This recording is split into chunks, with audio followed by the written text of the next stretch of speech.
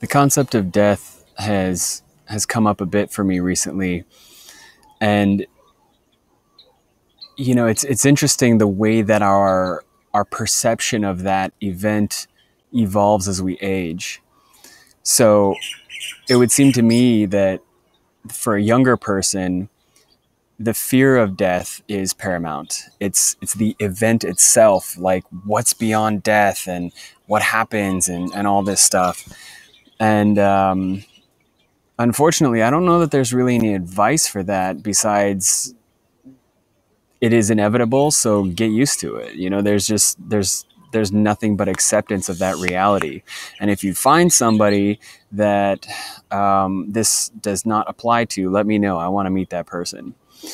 Now, something that Eckhart Tolle said, which I think is just absolutely beautiful, is that death is not the opposite of life. Death is the opposite of birth. Life has no opposite. And I love that because in my mind it paints this picture of life as this whole platform of existence, and birth is transitioning from one side to the other, and then death is just transitioning back into that original side and the sides being physical and non-physical.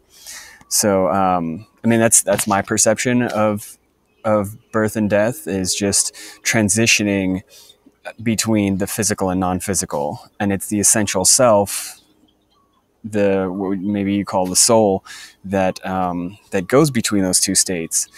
So that's the way I understand it. But this is more of a philosophical thing, and I think that the evolution of perception around death as people age, it's not really the fear of the non-existence or even the fear of hell if they're religious.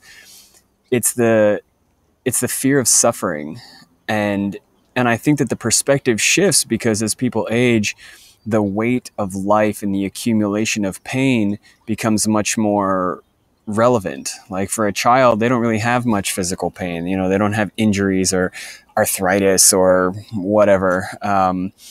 And so I think that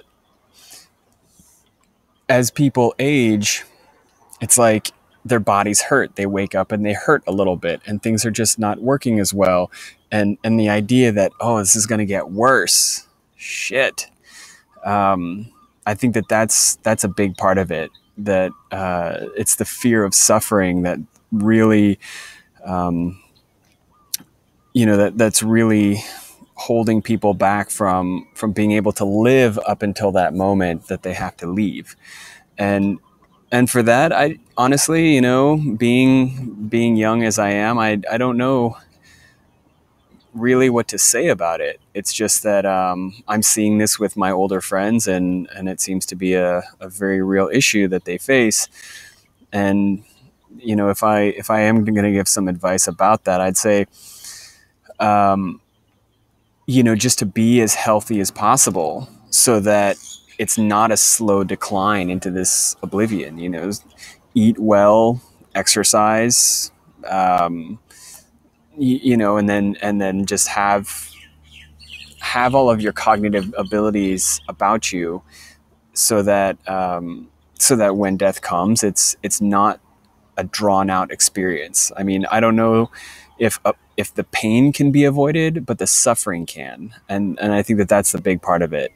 And a lot of the suffering is just the extension of the experience. It's like when you're losing a game, or when you're it's just like watching a tragedy in slow motion. That's harder than the tragedy itself. Or like, another example that comes to mind is if you're watching someone you care about having drug problems. You're just watching the tragedy of their life, as opposed to just, unfortunately, it's like almost easier if they just crash and burn, and then they can get help.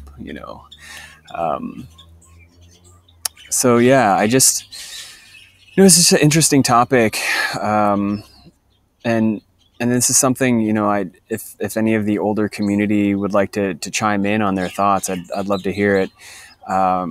I have been working in hospice and kind of seeing that very, very end of life. And yeah, it's hard. Um, I mean, I can see why it would bring up anxiety. So yeah, I'd just welcome any kind of insights and perspectives on that. You know, open this conversation. So.